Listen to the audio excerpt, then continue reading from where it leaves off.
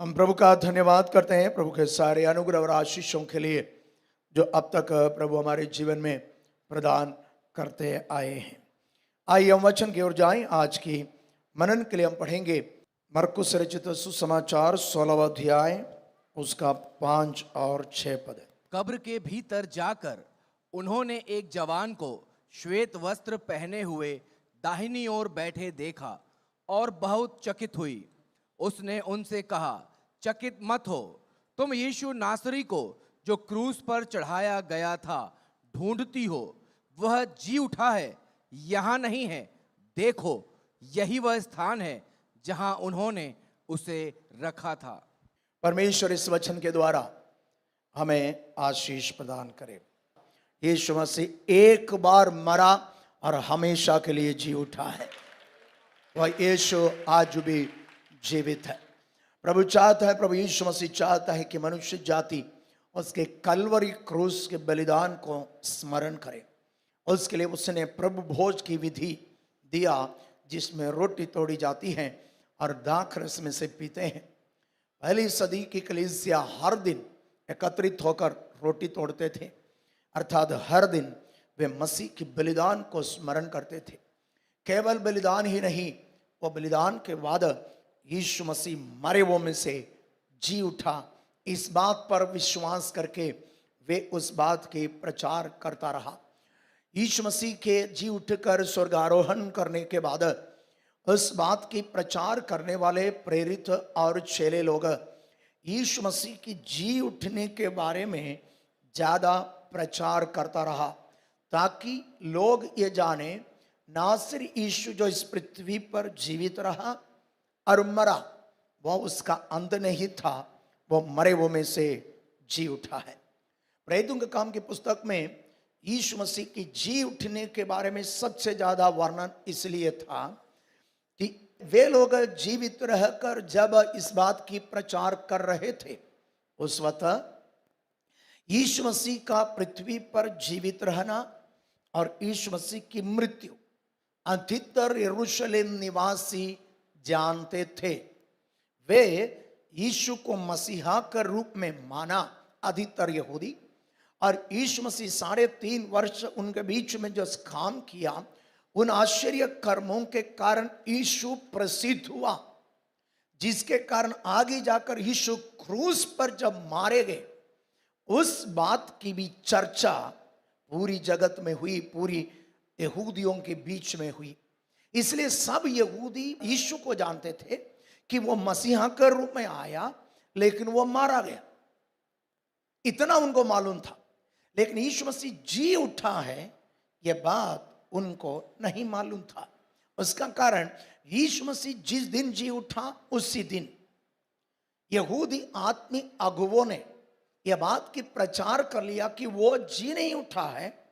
उनके चेले लोग उसको चोरी करके लेकर गए, और वचन में लिखा है वो आज भी वो बातें प्रचलित है। इसका मतलब यीशु मसीह के चेले लोग आने वाले वर्षों में जब प्रचार किया, तो वे यीशु मसीह के जी उठने के बारे में सबसे ज्यादा प्रचार इसलिए किया कि यीशु मसीह की जिंदगी और उनके मृत्यु के बारे में उस भीड़ को, यहूदियों को मालूम था। लेकिन यीशु मसीह जी नहीं उठा, ऐसी एक गलत प्रचार यहूदी आत्मिक अगुवों ने किया था, जिसके कारण वे लोग इस बात को प्रचार किया कि यीशु मसीह सच में मरे हुओं में से जी उठा है। लेकिन जब अन्य जाति क्षेत्र में पौलुस के समान लोग प्रचार करने के लिए गए, वहां वे लोग केवल यीशु मसीह जी उठा ये बात ही नहीं, यीशु मसीह की कलवरी क्रूस के बलिदान का वर्णन भी किया है। इसलिए पौलुस अन्य जाति कलीसियाओं को लिखते वक्त भी ये बातें कहा, मैं तुम्हारे बीच में मसीह यीशु की क्रूसीकरण की कथा सुनाई। पौलुस कहता मैं क्रूस पर घमंड करता हूं। पौलुस कहता क्रूस की कथा नाश होने वालों के लिए मूर्खता है, लेकिन हम जो उद्धार पाने वालों के लिए परमेश्वर की सामर्थ है। इसका मतलब अन्य जाति क्षेत्र में जब सुसमाचार सुनाया गया, वहां यीशु मसीह की क्रूस की मृत्यु का कथा भी सुनाया, और यीशु केवल मरा ही नहीं, वो मरे हुओं में से जी उठा, इस बात की भी प्रचार किया।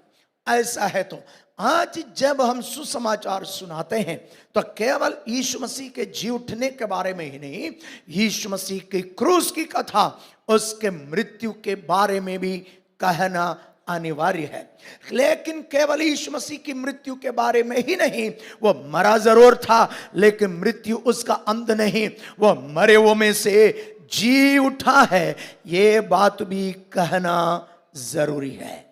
क्योंकि यीशु मसीह की मृत्यु के समान उसका जी उठना ही हमारे लिए सबसे बड़ी अनुग्रह का कारण ठहरा है। प्रभु यीशु मसीह मनुष्य जाति की पाप के प्रायश्चित के लिए पृथ्वी पर मरने के लिए आया।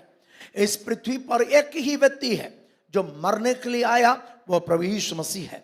हम सबके सब जीने के लिए आया, हम सबके सब जीने के लिए आए हैं लेकिन मर जाते हैं। लेकिन एक ही व्यक्ति है जो मरने के लिए आया, वो मरा भी जरूर था लेकिन हमेशा के लिए जीवित है, वह प्रभु यीशु मसीह है।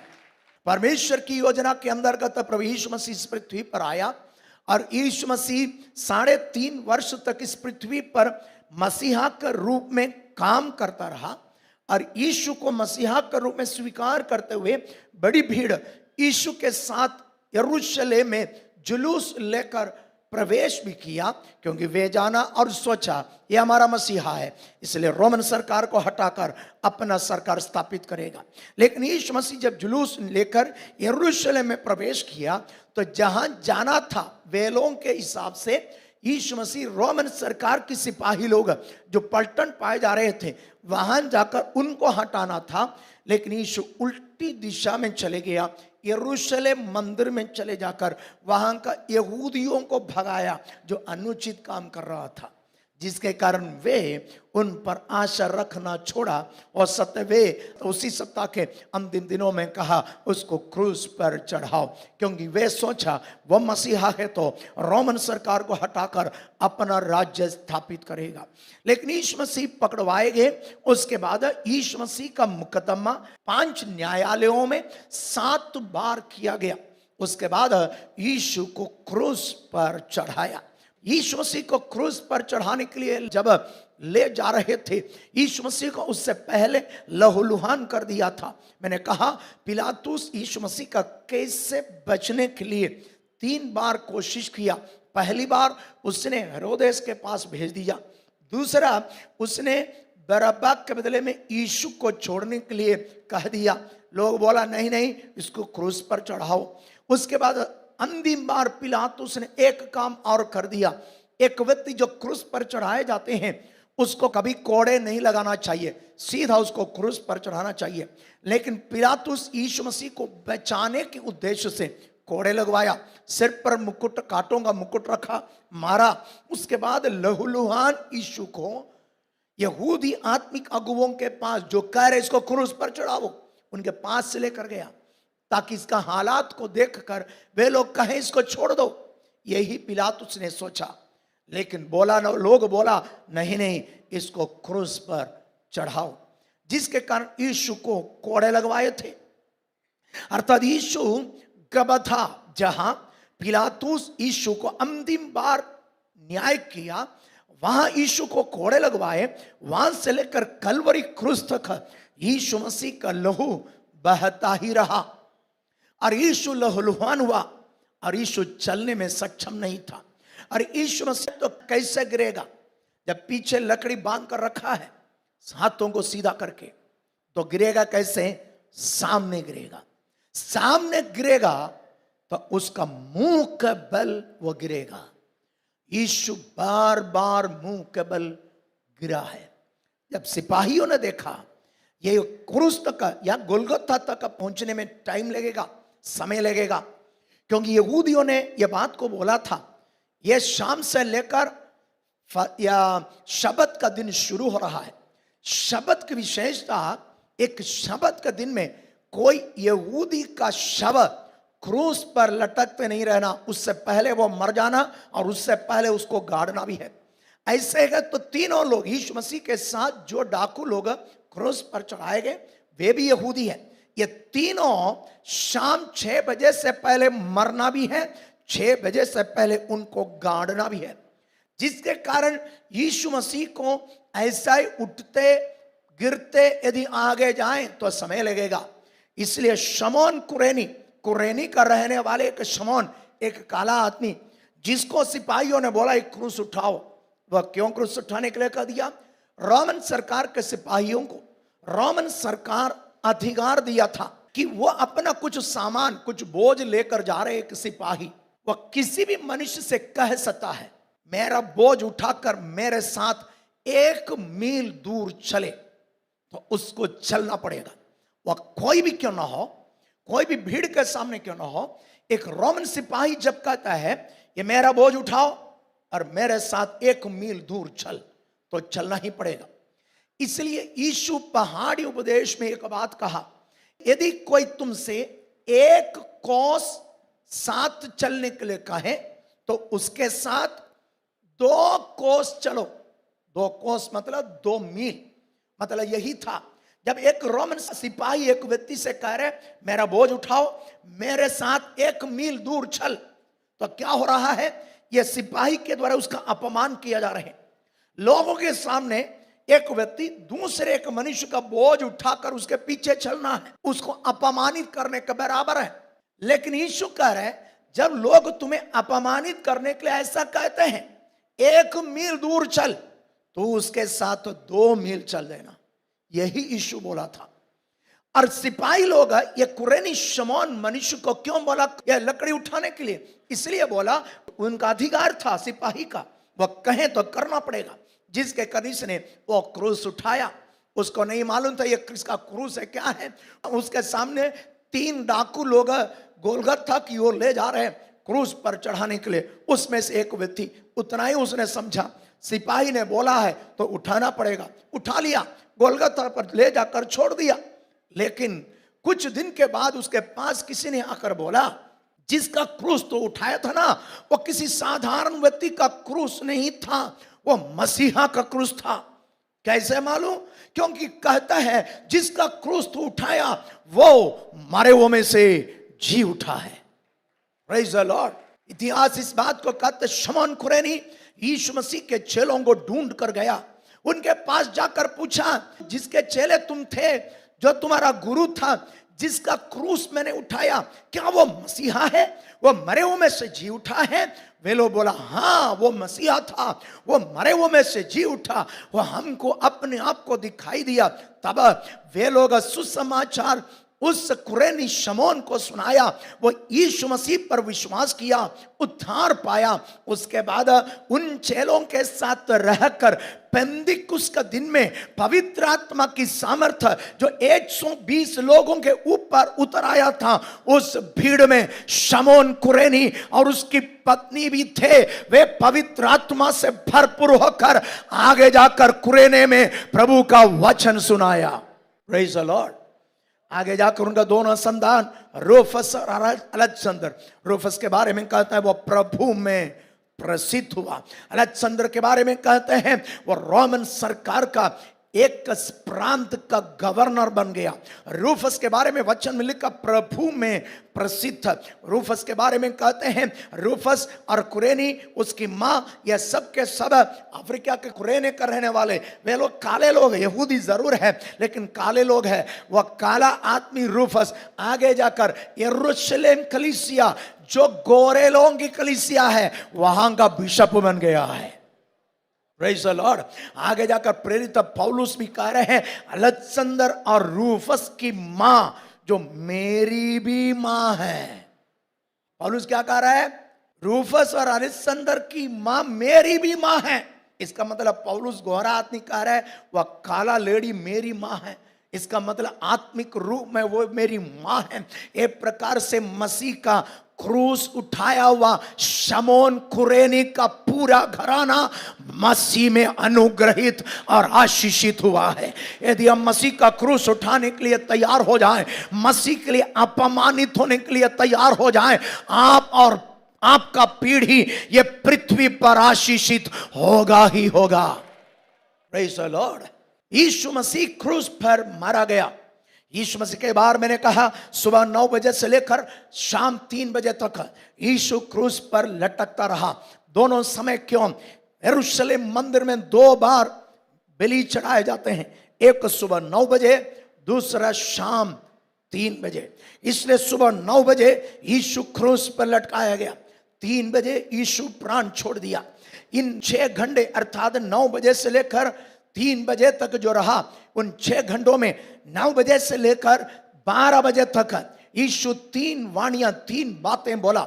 यीशु उनको सताने वालों को देखकर पिता से प्रार्थना करके कहा, हे पिता इन्हें क्षमा कर, क्योंकि ये नहीं जानते हैं कि ये क्या कर रहे हैं। उसके बाद उसके साथ एक डाकू जो क्रूस पर लटकाए गए थे, उसने यीशु से कहा, जब तू अपने राज्य में आएगा मुझे भी स्मरण कर लेना।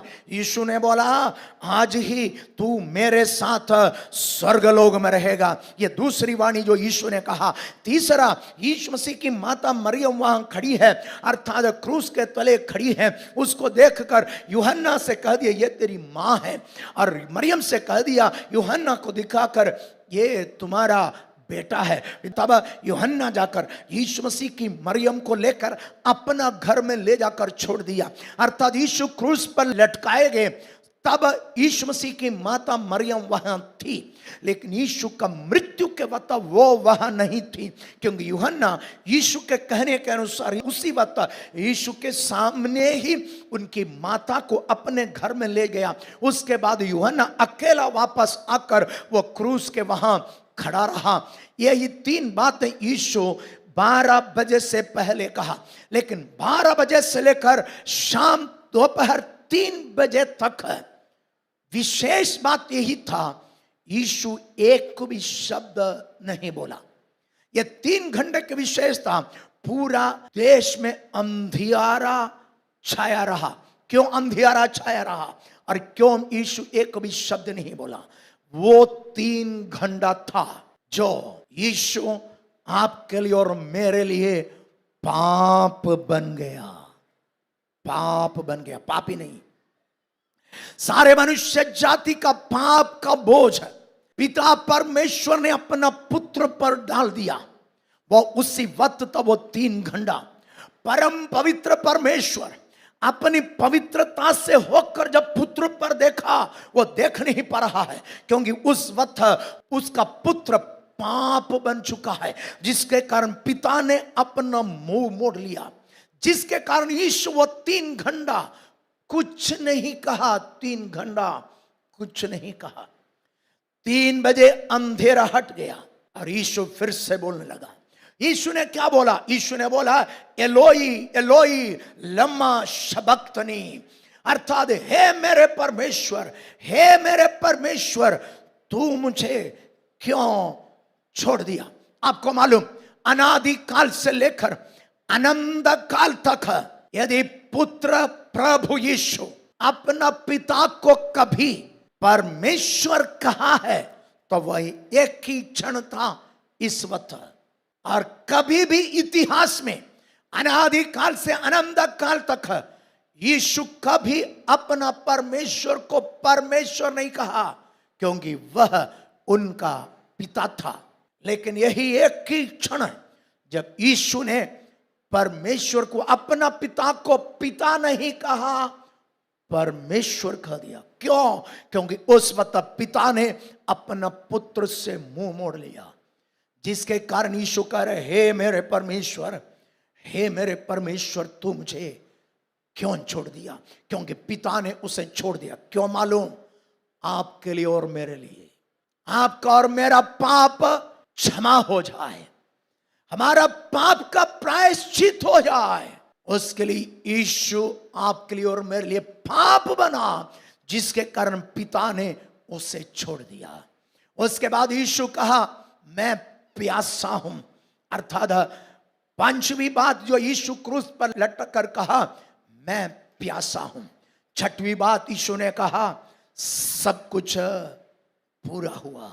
सब कुछ पूरा हुआ मतलब व्यवस्था में मनुष्य जाति के पाप के प्रायश्चित के लिए जो कुछ करने के लिए कहा है, वह सारी बातें मैंने पूरा कर लिया। उसके बाद यीशु कहा, हे पिता, मैं अपनी आत्मा को आपके हाथों में समर्पित करता हूं। यह कहकर यीशु प्राण छोड़ दिया। यीशु जब क्रूस पर लटकता रहा, पिता उसके साथ था, इसलिए यीशु पहली बार लटकते हुए पहली बार जब बोला तो कहता क्या है, हे पिता, इन्हें क्षमा कर, क्योंकि यह नहीं जानता कि ये क्या कर रहे। इसका मतलब उस वक्त पिता उसके साथ था। चलो, लेकिन अंधेरा हटने के बाद आखिरी बार यीशु जब अपना प्राण पिता को सौंप रहा है, तब वो क्या कहता है, हे मेरे पिता। इसका मतलब उस वक्त पिता फिर से अपनी संगति उसको दिया। तो कौन सा वक्त था जो पिता ने उसको छोड़ दिया? वह उस वक्त था, वो 3 घंटा 12 बजे से लेकर 3 बजे तक पूरी अंधियारा छाया रहा। आपको मालूम, यीशु क्रूस पर लटकते वक्त हुई बातें, पहला 3 घंटा अंधेरा छाया रहा और यीशु कह रहे, हे मेरे परमेश्वर, हे मेरे परमेश्वर, तू मुझे छोड़ दिया। इसका मतलब यीशु को वहां अकेलापन लगा। पहला अंधियारा, दूसरा अकेलापन, वो अकेला हो गया। आगे यीशु कहता है, मैं प्यासा हूं। 3 बातें जो उस वक्त वहां पाई जाती थी, पहला अंधियारा, दूसरा अकेलापन, तीसरा प्यास। ये तीनों कहां पाए जाते हैं? ये तीनों नरक में पाए जाते हैं। नरक में अंधियारा है, नरक में अकेलापन है, नरक में प्यास है। इसलिए धनवान पानी मांगा। ऐसा है तो यीशु ये तीनों अनुभव कर रहा था, तो यीशु क्रूस पर नरक को अनुभव कर रहा था।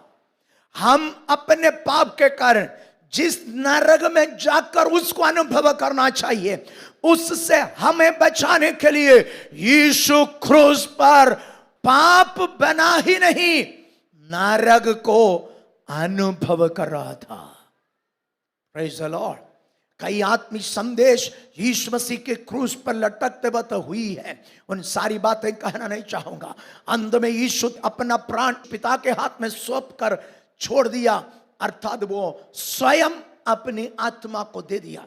3 बजे यीशु मरा, 6 बजे शब्द शुरू हो जाएगा, उससे पहले उसको गाड़ना है। 3 घंटे के अंदर यीशु मसीह को गाड़ना है। तो कैसे करेंगे? 3 घंटे के अंदर एक यहूदी रिवाज के अनुसार एक व्यक्ति को नहलाना है, सुगंध द्रव्य डालना है, लिनन की कपड़े में उसको लपेटना है, यह सब कर कर उसको गाड़ना है। ये कैसे करेंगे? किया जरूर है। तो इसका मतलब यही है, तैयारी के साथ कुछ लोग वहां था। चारों सुसमाचार जब आप पढ़ेंगे, 2 व्यक्ति, अरिमथ्या का यूसुफ और निकोदेमुस, दोनों यहूदियों का न्यायालय सन्निधि संघ के मेंबर थे। यीशु मसीह को क्रूस पर चढ़ाने के लिए सन्निधि संघ बैठा था। उस वक्त उन 70 लोगों में से ये दोनों, अर्थात अरिमथ्या का यूसुफ और निकोदेमुस, ये दोनों उसका विरोध किया। बाकी सब 68 लोग यीशु को क्रूस पर मारने के लिए उसके पक्ष में वोट डाला। ये दोनों ही था जो उसके विरोध में वोट डाला, लेकिन बहुमत मार डालने का होने के कारण यीशु को क्रूस पर मार डालने की आज्ञा दिया और आगे जाकर क्रूस पर उनको मारा। जब ये दोनों देखा यीशु क्रूस पर मरा है, बाइबल के अनुसार दोनों मिलकर यीशु मसीह का शव को उतार कर उनको कब्र में दफनाया। ध्यान से सुने, 3 घंटे के अंदर मरने, 3 बजे यीशु मसीह मरा, 6 बजे से पहले लाश को क्रूस से उतारना है, उसको धोना है, उसमें सुगंध द्रव्य लगाना है, यहूदियों की सारी रिवाज को पूरा करना है, उसके बाद कब्र में ले जाकर रखना है। उसके लिए जो कुछ चाहिए उनके पास होना चाहिए, किसके पास? जो वो काम कर रहे हैं। अर्थात अरिमथ्या का यूसुफ और निकोदेमुस के पास ये सब थे। क्या था?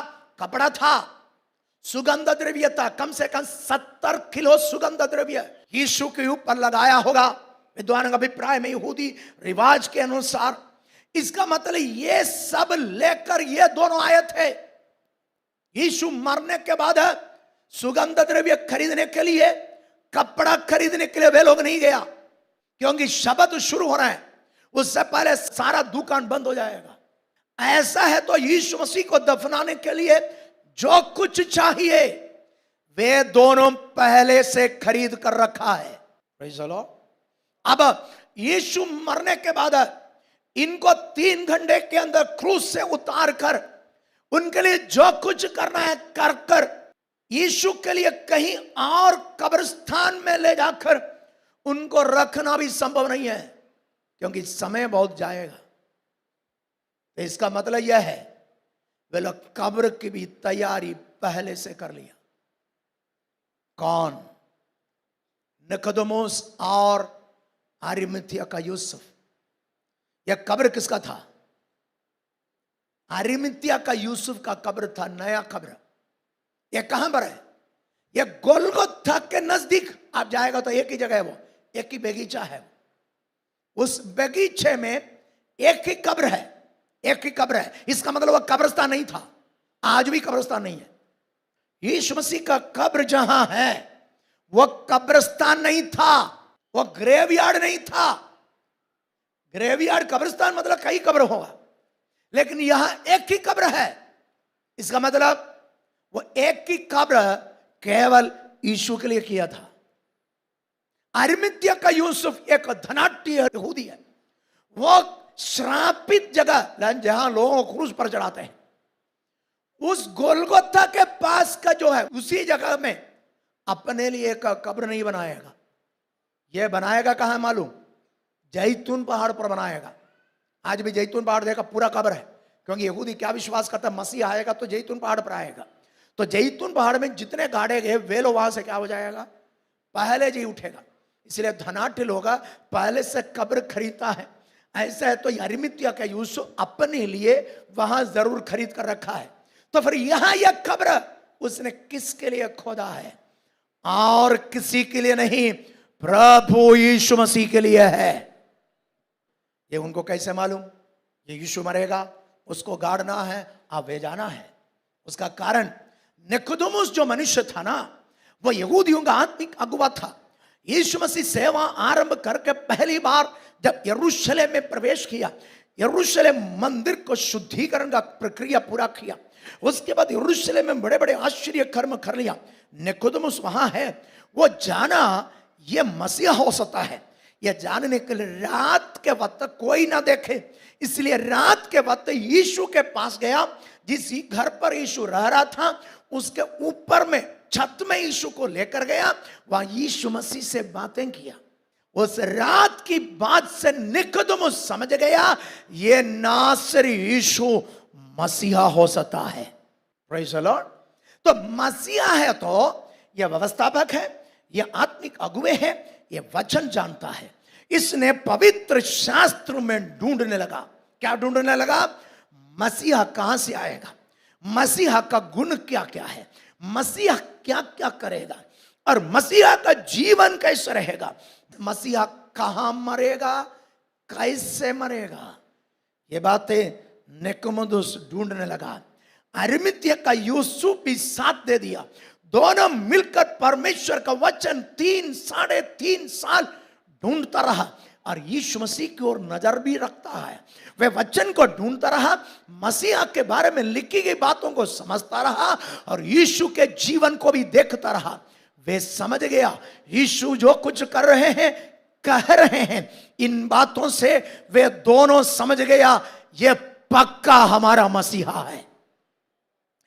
ऐसा है तो ये मसीहा मारे जाएगा।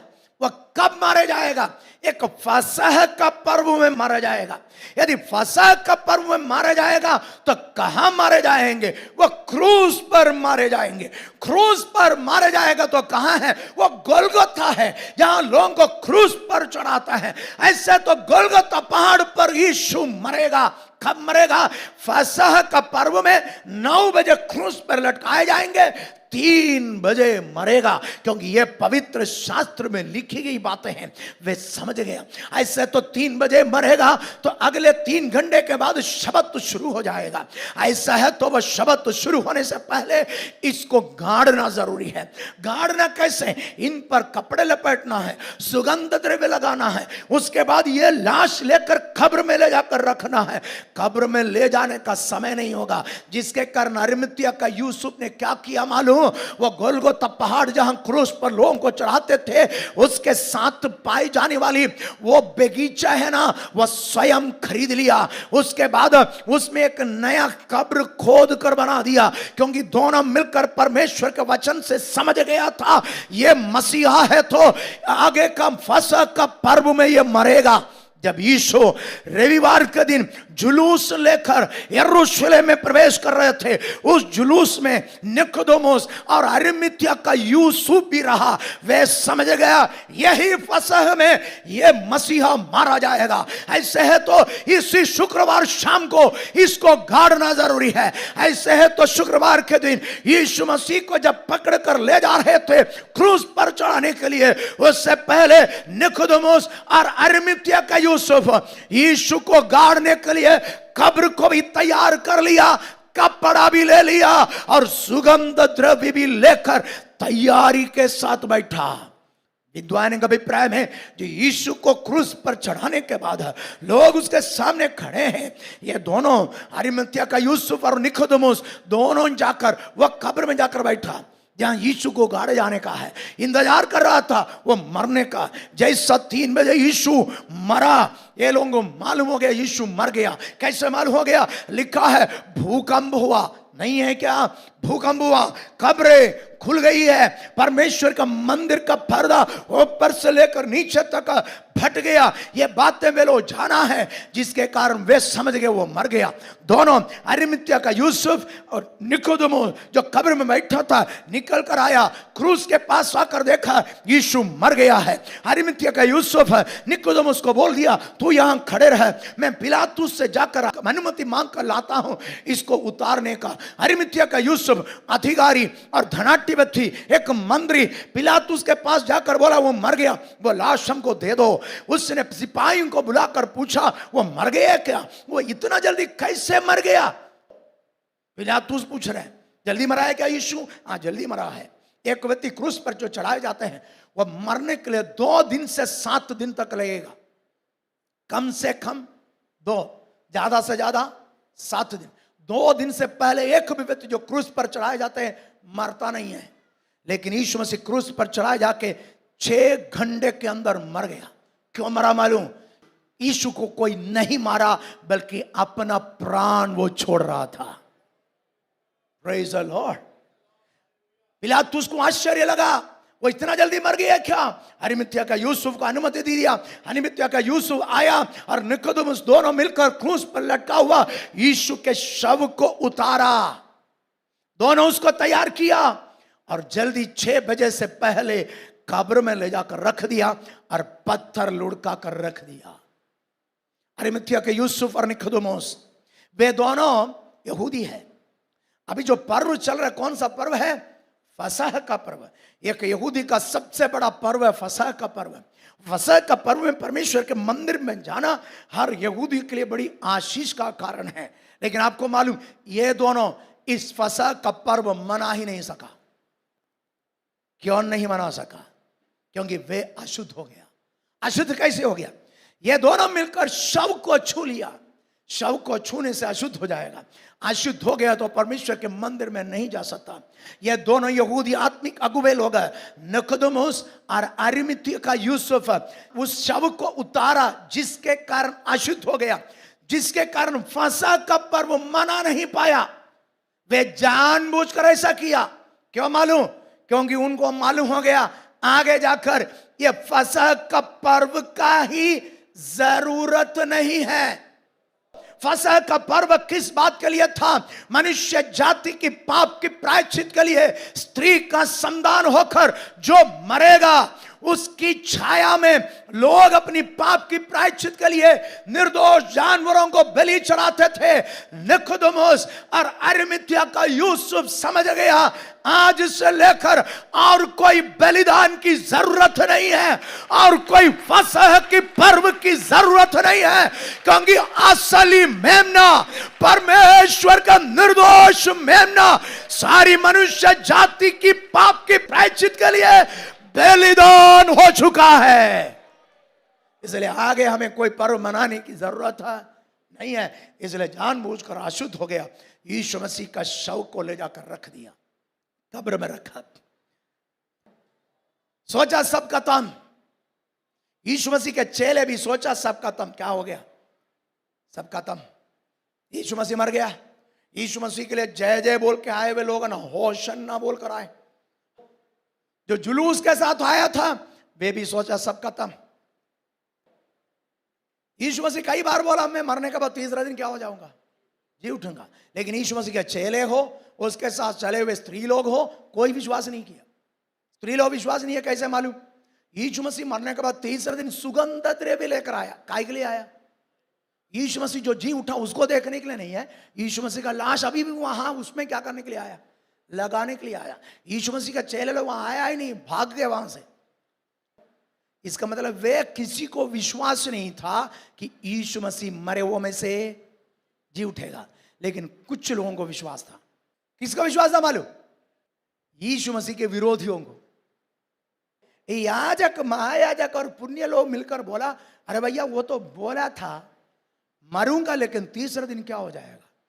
यीशु मसीह के चेलों को विश्वास नहीं था, लेकिन विरोधियों को विश्वास था, हो सकता है वो क्या हो जाएगा, जी उठेगा। पिलातुस उसके पास जब बोला वो ऐसा बोल दिया था पहले, क्या हो जाएगा, जी उठेगा। उसके चेले लोग आकर चोरी करके ले जाएगा, उसके बाद बोलेगा जी उठेगा। इसलिए कब्र को क्या कर दो, सील लगा दो। रोमन सरकार का मोहर लगा दिया, सिपाहियों को पहरवा लगा दिया रात दिन, ताकि कोई उसको चोरी करके लेकर ना जाए। सरकार ने सोचा, यहूदी आत्मिक अगुआ ने सोचा, जिन्होंने यीशु को क्रूस पर चढ़ाया, वो सन्निधि संघ के लोगों ने सोचा यीशु मर गया, सब कहानी खत्म। लेकिन उसको नहीं मालूम था रोमन सरकार अपना सील लगाकर कब्र के अंदर रखे तो भी परमेश्वर के पुत्र को वहां रख नहीं सकता। वो तीसरे दिन मृतकों में से जी उठा। Hallelujah, praise the Lord. Yeshu Masih जी उठा कैसे है? मैं कई बार बोला, हम दोस्तों क्या सोचते, यीशु मसीह जब कब्र में जी उठा, उसके बाद आया तो कब्र बंद है, लात मारकर क्या कर दिया है, पत्थर को लुढ़का दिया। ऐसा नहीं, यीशु बाहर आया ना तब भी मोहर वहां था। हेलो, कब्र बंद था, रोमन सरकार का उसका सील वहां था। यीशु मसीह महिमा में शरीर प्राप्त करने के बाद कब्र खोलकर बाहर नहीं आया, बंद कब्र में से यीशु बाहर आया है। महिमा में शरीर प्राप्त किया हुआ यीशु के लिए दरवाजा खोलने की जरूरत नहीं था। उसका प्रमाण है, शाम को चेले लोग, डरपोक लोग डर के मारे बंद कमरे में बैठा था। यीशु दरवाजा खोलकर अंदर नहीं गया, दरवाजा बंद था तो भी यीशु उसके अंदर प्रवेश किया है। तो कब्र कौन खोला है? स्वर्गदूत आकर खोला है। स्वर्गदूत आकर खोलकर कहां बैठा? एक भाग मिलकर पत्थर के ऊपर स्वर्गदूत बैठ गया। क्यों पत्थर के ऊपर बैठा? कि कोई वापस वो पत्थर लुढ़का कर ना लगा दे। नहीं समझा? यीशु मसीह मरे हुओं में से जी उठा, और जी उठने के बाद ये स्त्री लोग सुबह सुबह आया, क्या लगाने के लिए? सुगंध द्रव्य। किसमें लगाने के लिए? शवल में लगाने के लिए। आपको मालूम, एक की स्त्री थी जो यीशु मसीह मरे हुए में से जी उठेगा विश्वास की। कौन है वो? लाजर की बहन मरियम। इसलिए यीशु मसीह मरने से पहले उसके ऊपर क्या डाल दिया? इत्र डाल दिया। यीशु ने बोला यह मृत्यु के लिए किया है, उसको विश्वास था, जिसके कारण यीशु मसीह के ऊपर इत्र लगाने के लिए जो गया है ना स्त्रियां, उसमें वो स्त्री नहीं थी। कौन? लाजर की बहन। उसको मालूम है यीशु क्या हो जाएगा, जी उठेगा, इसलिए वो नहीं गई। बाकी यीशु के शत्रु को भी मालूम था वो क्या हो जाएगा, जी उठेगा, बाकी कोई विश्वास नहीं किया था। अब यीशु मसीह जी उठा और इसके शव पर लगाने के लिए इत्र लेकर आए हुए स्त्री लोग देखा पत्थर तो लुढ़काया हुआ है, रास्ते में बोल कर आ रहा, हमारे लिए पत्थर कौन हटाएगा? आकर देखा तो पत्थर हटा है, पत्थर जो हटा है। अंदर जाकर देखा स्वर्गदूत बैठा है। स्वर्गदूत बोला, काहे के लिए आए हो तुम लोग? काहे के लिए आए हो तुम लोग? यीशु नासरी को ढूंढता है ना, वो यहां नहीं है। वो जैसे कहा था वैसा मरे वो में से जी उठा है। स्वर्गदूत क्या बोला? जैसा वो कहा था वो मरे वो में से, इसका मतलब वो जो बोला है वैसा ही होगा। यदि यीशु बोला मैं मरे वो में से जी उठूंगा, तो यीशु जी उठा है। आज भी यीशु जो कहता है ऐसा ही करता है। आज भी यीशु जो कहता है ऐसा ही करेगा। आपको देख कर यदि वो कुछ कहा है तो जरूर करेगा। यदि आपको चंगाई देगा बोला तो चंगाई मिलेगा, छुटकारा देगा बोला तो मिलेगा, आशीष देगा बोले तो आशीष मिलेगा, आपका जीवन परिवर्तित हो जाएगा बोला है तो हो जाएगा, आपका घर का हालात बदल जाएगा। यदि बोल दिया तो हो जाएगा, क्योंकि वो जो कहता है वो होता है। हालेलुया। और बोला उनके भाइयों से कह देना, उसमें कई अर्थ है, भाइयों से कह देना। और बोला पतरस को भी कह देना। वो आगे बताकर स्वर्गदूत नहीं, यीशु मसीह स्वयं बोला है। स्वर्गदूत बोल रहे हैं उनके चेलों से जाकर बोल देना कि जैसा वो कहा था, कहां मिलेगा? गलील में मिलेगा बोला। ये स्त्री लोग भाग कर यीशु मसीह के चेले पतरस और यूहन्ना, दो वहां था उस वक्त, दोनों को बोल दिया यीशु मसीह जी उठा है। उनको विश्वास नहीं हुआ, दोनों दौड़ा। कौन? पतरस और यूहन्ना एक साथ दौड़ा। लेकिन पहले पहुंचा कौन है? और से बोलिए ना, यूहन्ना, क्योंकि वो जवान था। कौन? पतरस भी जवान था, लेकिन ये थोड़ा जवान लड़का था। कौन? यूहन्ना। इसलिए तेजी से दौड़ा। पहले कहां पहुंचा? कब्र में। लेकिन कब्र के अंदर नहीं गया। पतरस पीछे से आया, सीधा कहां घुस गया? वो हड़बड़ वाला ना, पहले से हड़बड़ वाला है। वो जैसा देखा अंदर घुस गया तो क्या हुआ? खाली है। दोनों वापस चले गए। स्त्री लोग आए थे, खबर दिए थे। पतरस और यूहन्ना दौड़ा ना, उसके साथ मरियम मगदलीनी जो स्त्री ना वो भी दौड़ी। बाकी स्त्री लोग अपने अपने जगह पर चले गए। ये मरियम मगदलीनी भी पतरस और यूहन्ना के साथ साथ आया। पतरस और यूहन्ना देखा खाली है, वे दोनों वापस चले गया। लेकिन मरियम गई नहीं, मरियम गई नहीं।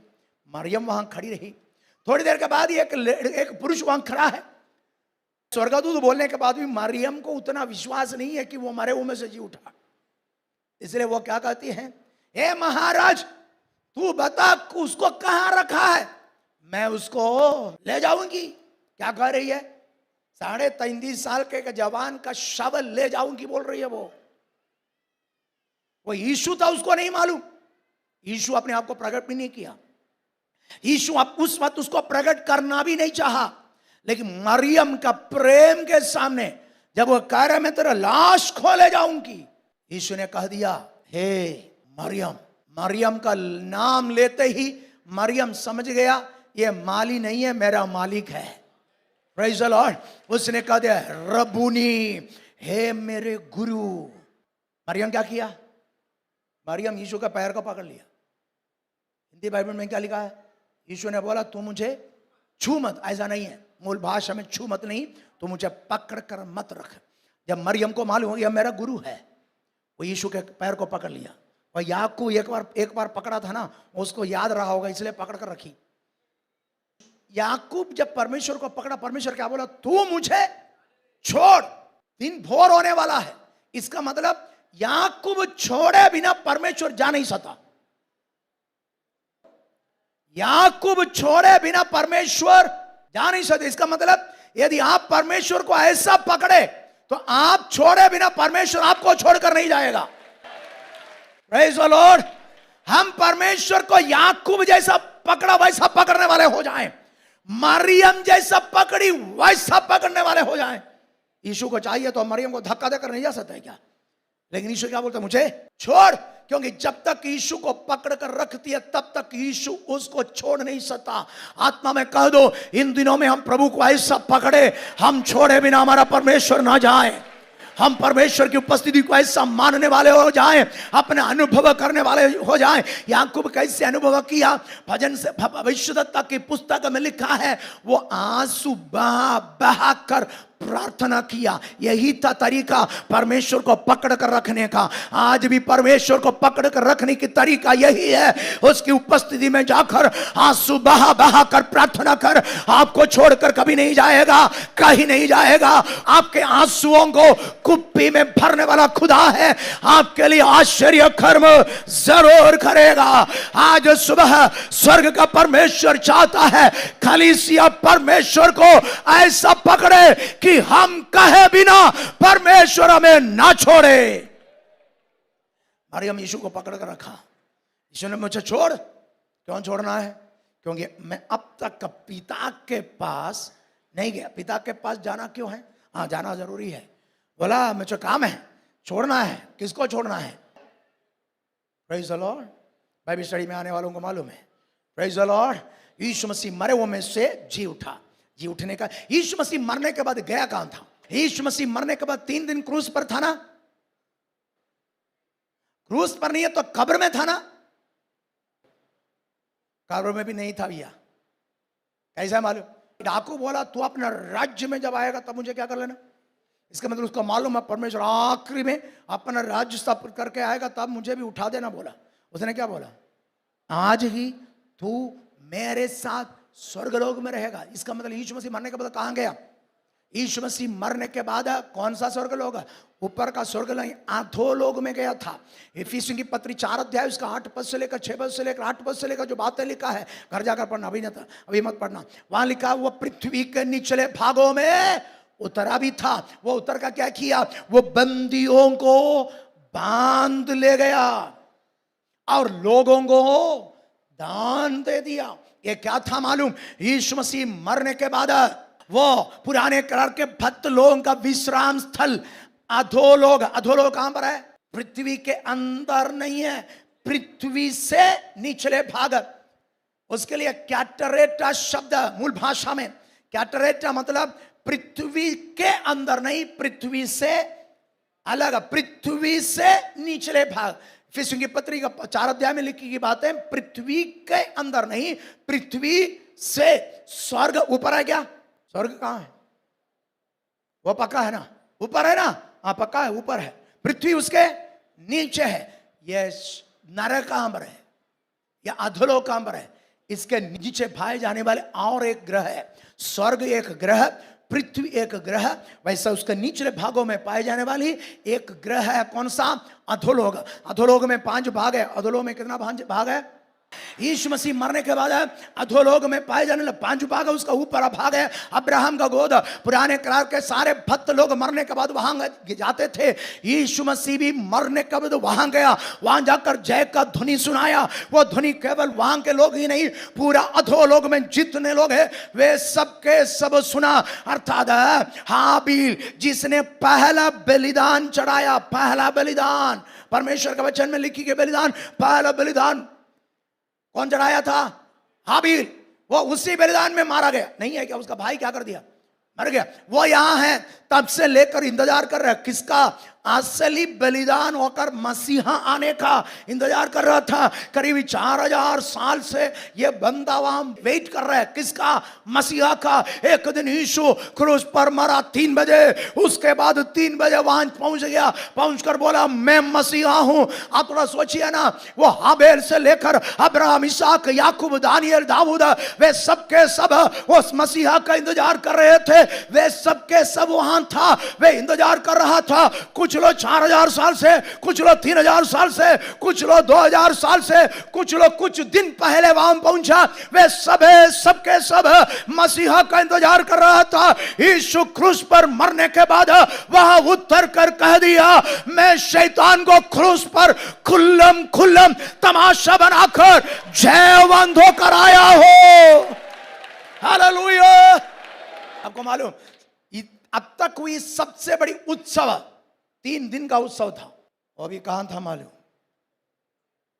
अधोलोक में। वो भी कहां पर है? अब्राहम का गोद में। हाबिल से लेकर सैकड़ों हजारों भक्त लोग वहां पड़ा है, वे इंतजार कर रहा था। यीशु वहां पहुंचा। कितना दिन था वहां?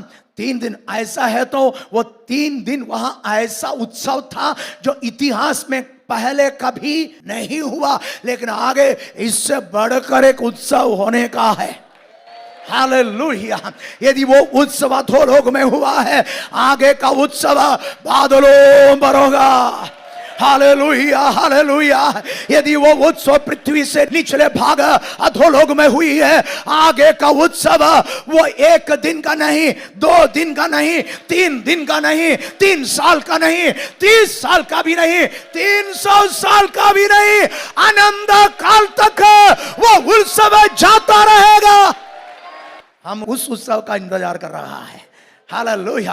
हाँ, थोड़ा कल्पना कीजिए ना, हाबिल से लेकर जितने भक्त लोग वहां हैं, वे आनंद मना रहे हैं। क्या आनंद मना रहे हैं? वे सोचा, इब्रानी के पत्र 2 अध्याय उसका 14 पद में लिखा है प्रकार से, वे बंधन में था।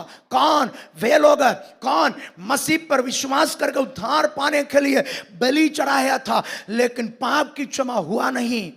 पाप की क्षमा होना है तो मसीहा मरना चाहिए, वो तो मरा नहीं, जिसके कारण इब्रानियों का लेखक कहता बंधुआई में था, लेकिन उनको मालूम हो गया हमारी बंधुआई हट गया, हमारा बंधन टूट गया, क्योंकि मसीहा हमारे लिए मरकर आया है। 3 दिन उत्सव मनाने के बाद 3रे दिन भोर के भोर यीशु मसीह मरे हुए में से जी उठा है।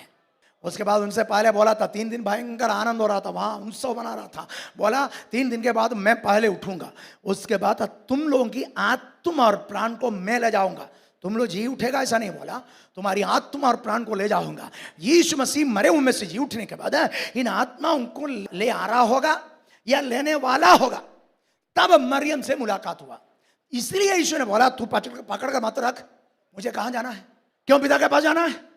और लोग हैं वहां, वे लोगों को मैंने बोला तुम लोगों को कहां ले जाऊंगा? पिता के पास। कहां? स्वर्गीय सिय्योन में ले जाएगा। Praise the Lord. मरियम बोला नहीं छोड़ूंगी, नहीं छोड़ूंगी। यीशु बोला छोड़, तू तो अकेली एक ही है, वहां तो सैकड़ों हजारों हैं। कहां? कहां पर? अधोलोक में। उनकी आत्माओं को मुझे कहां ले जाना है? पिता के पास ले जाना है। मरियम को यह बोला, तू भाई मुझे छोड़, मुझसे फिर से मुलाकात होगा। मेरे भाइयों से कह देना यीशु अपने चेलों को क्या करे? यीशु पृथ्वी पर जीवित रहते वक्त अपने चेलों को कभी नहीं बोला तू मेरा भाई है, लेकिन यीशु मसीह मरे हुए में से जी उठने के बाद कहते हैं मेरे चेले नहीं, वो मेरे भाई है, भाई है। यीशु पृथ्वी पर आते वक्त वो एकलौता था, लेकिन यीशु मसीह मरे हुए में से जी उठने के बाद पत्रियों में यीशु मसीह के बारे में कहीं भी वो एकलौता नहीं लिखा है, लिखा है वो पहला उठा है। एकलौता मतलब एक ही बेटा, आगे पीछे कोई नहीं है। पहला उठा मतलब पहला बच्चा, इसका मतलब और बच्चा है।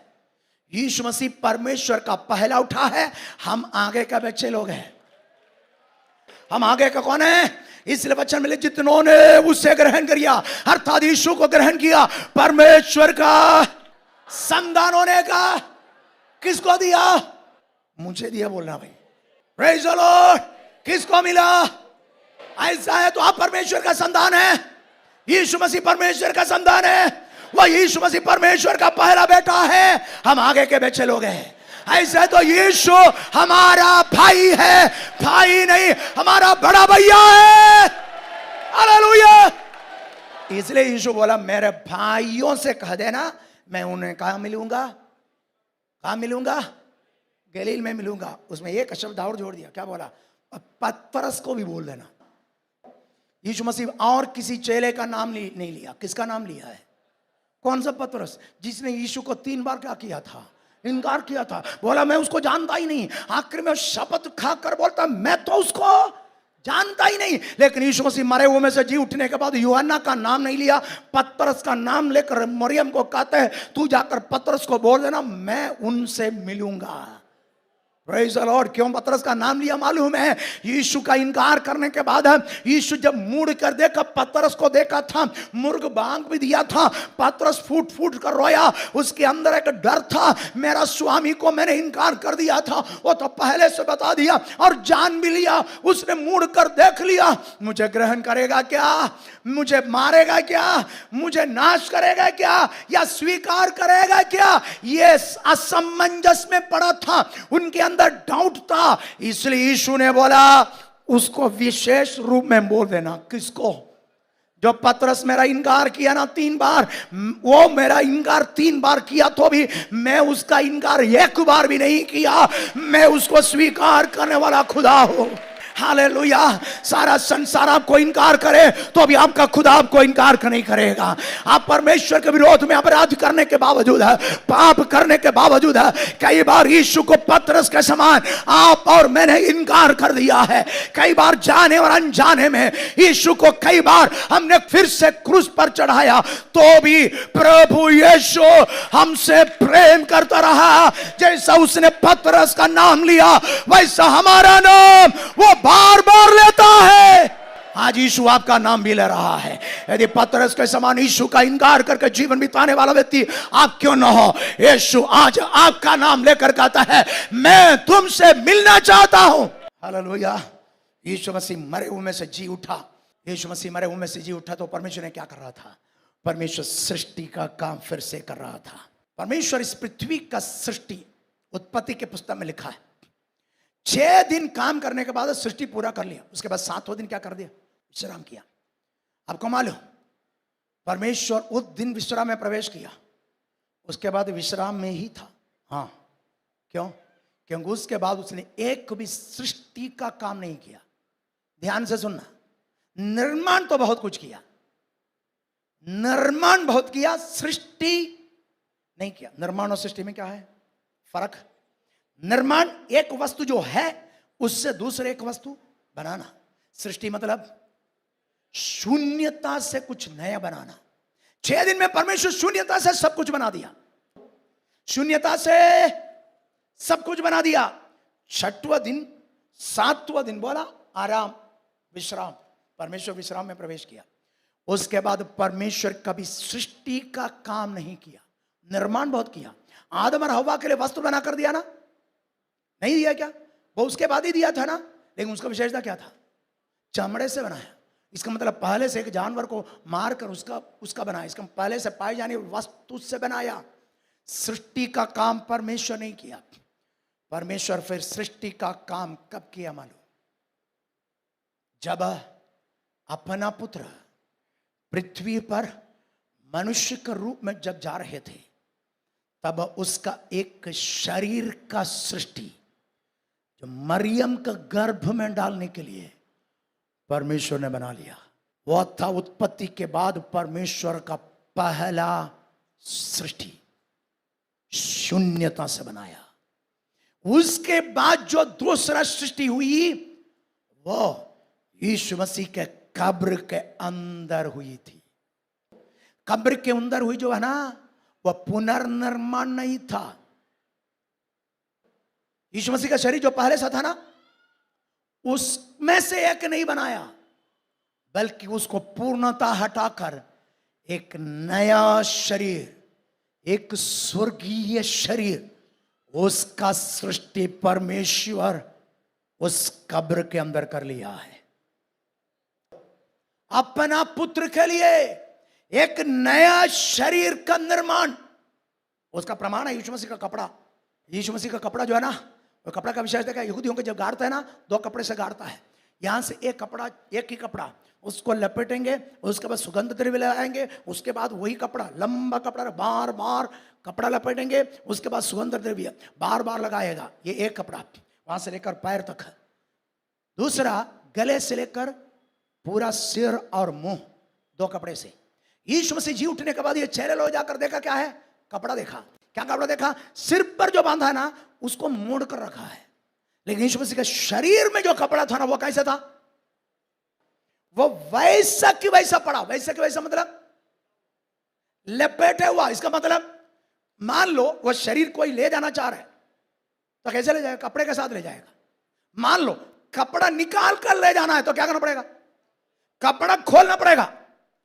एक शरीर जिसमें कपड़ा बांधा हुआ है, वह शरीर को कपड़े से अलग करके ले जाना है तो कपड़ा क्या करना पड़ेगा? खोलना पड़ेगा। लेकिन यीशु मसीह के कपड़ा का विषय क्या है? खोला नहीं, वैसा कि वैसा पड़ा है। इसका मतलब वह खोले बिना वह शरीर गायब हो गया। यह इस बात का प्रमाण है, यीशु मरे हुओं में से जी उठा। Praise the Lord. यीशु का ये घटना होने से 1-2 हफ्ता पहले, एक हफ्ता ही होगा, एक हफ्ते पिछले सप्ताह ही हुआ होगा, लाजर को यीशु जिलाया था, नहीं है क्या?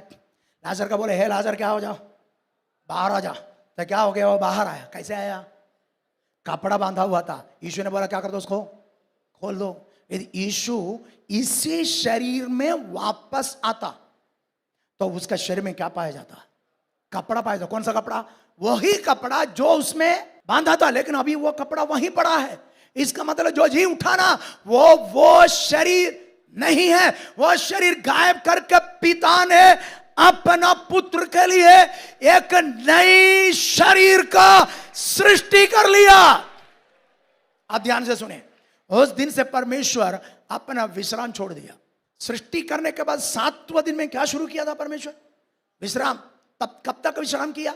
विश्राम चल रहा है ना। परमेश्वर कोई सृष्टि नहीं किया, निर्माण बहुत किया, सृष्टि नहीं किया। सृष्टि कब किया? अपना पुत्र के लिए एक देह देकर, उसके 33.5 साल के बाद अपना पुत्र के लिए मरे हुए में से जी उठ कर जाने के लिए एक नया शरीर का निर्माण करके परमेश्वर सृष्टि का काम फिर से शुरू कर दिया। इसका मतलब उसका विश्राम क्या हो गया? खत्म। कैसे मालूम? इसलिए नया नियम में यीशु मसीह जी उठने के बाद, यीशु मसीह जी उठने के बाद जब कह रहा है ना 7वें दिन, 6वें दिन नहीं कह रहा है, 8वां दिन कहा है। यीशु मसीह जिस दिन जी उठा उस दिन थोमा वहां नहीं था। थोमा अगले सप्ताह यीशु जब आया वहां था। उस दिन के बारे में क्या बोला? 8वां दिन यीशु फिर से प्रकट हुआ। 8वां दिन मतलब शब्द क्या हो? कौन सा दिन है? 7वां दिन। अभी तक 8वां दिन नहीं कहता था, अभी कौन सा दिन बोल दिया? 8वां दिन। इसका मतलब परमेश्वर विश्राम छोड़ दिया। अब क्या कर रहा है? सृष्टि का काम कर रहा है। सृष्टि का काम परमेश्वर कहां शुरू कर दिया? अपना पुत्र पृथ्वी पर आने के लिए एक शरीर का निर्माण करके सृष्टि का काम परमेश्वर फिर से शुरू कर दिया। इसका मतलब विश्राम छोड़ दिया। उसके बाद 33.5 साल के बाद उसी पुत्र के लिए एक महिमा में शरीर का सृष्टि करके उसने विश्राम को फिर से तोड़ा और सृष्टि का काम शुरू कर दिया। आपको मालूम, उस दिन से लेकर आज तक परमेश्वर सृष्टि का काम करते रह रहा है। उस दिन से लेकर परमेश्वर आराम करता ही नहीं, वो हर दिन सृष्टि कर रहा है। वो हर दिन सृष्टि कर रहे हैं। क्या है मालूम? परमेश्वर का वचन में लिखा 2 कुरिन्थी 5:17 में, यदि कोई मसीह में है तो नई सृष्टि, नया निर्माण नहीं, नया सृष्टि। मतलब क्या है? हम सब के सब क्या बनाया गया? नई सृष्टि। हर दिन परमेश्वर आत्माओं को बचाने का काम कर रहे हैं, नहीं कर रहे क्या? हर मिनट में, हर सेकंड में लोग मसीह को ग्रहण कर रहा है।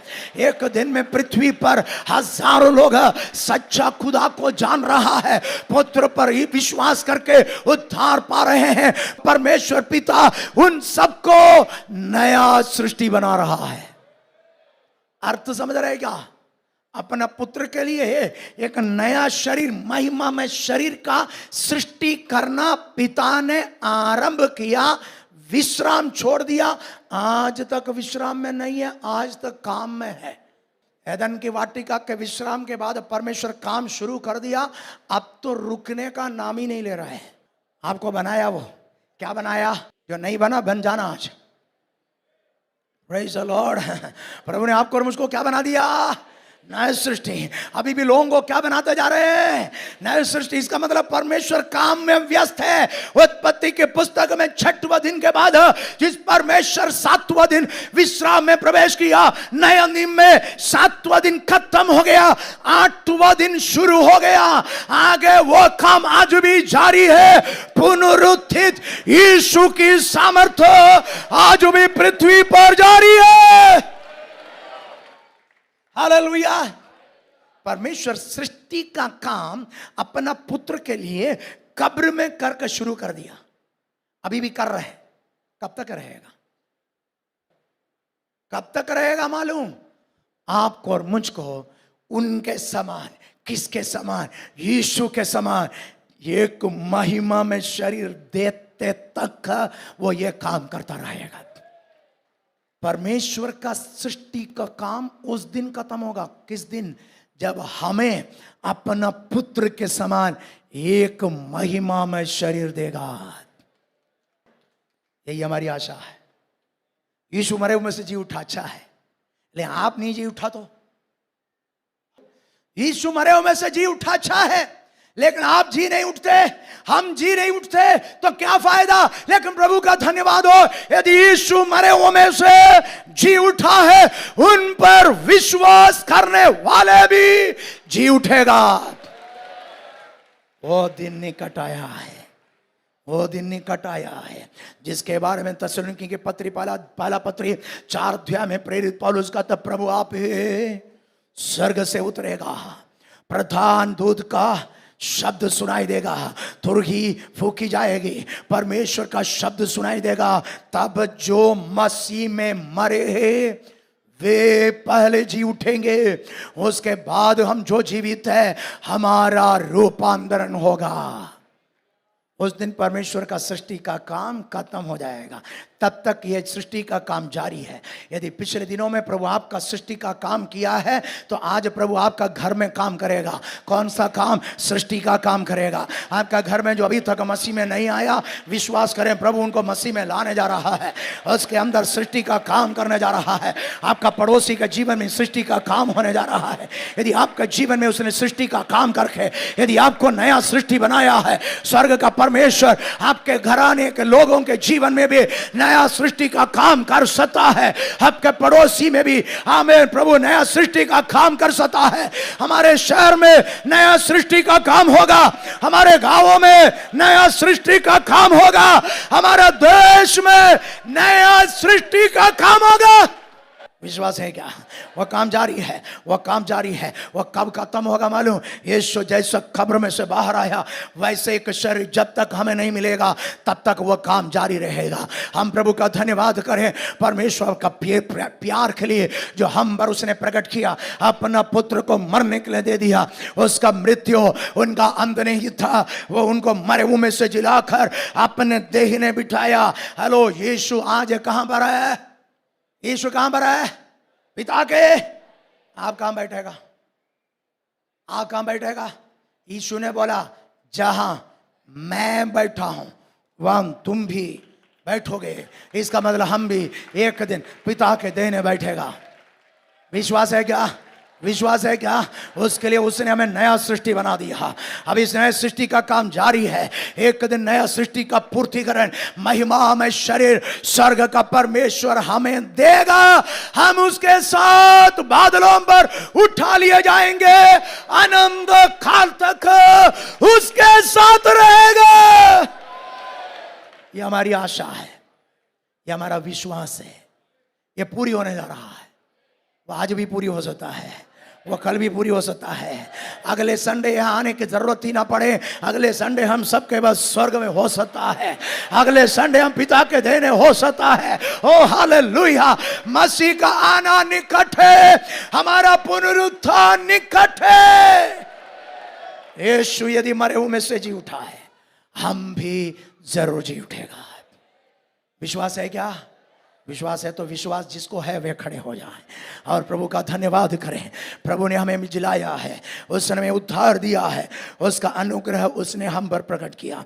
हम उस दिन की बाट जो होने वाले हो जाएं, हर आंखें बंद हो जाएं, हर हृदय प्रभु के उठे, ऊंचे स्वर से प्रभु का धन्यवाद करें।